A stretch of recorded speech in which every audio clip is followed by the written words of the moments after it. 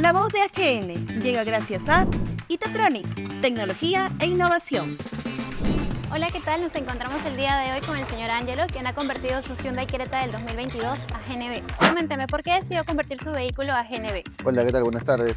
Bueno, por un tema más básicamente de un ahorro, pues, ¿no? Ahorro personal porque, si bien es cierto, el combustible hoy en día está muy caro. ¿Hace cuánto que convirtió su vehículo con nosotros? Aproximadamente hace un año ya que llevo con el vehículo gas. ¿Qué tal le pareció la experiencia con nuestros equipos de la marca Itatronic? Bueno, me pareció muy buena ya que cumplieron con mis expectativas. Me parece muy bien. Bueno, señor Angelo, coménteme, ¿usted nos recomendaría con algún familiar o algún amigo?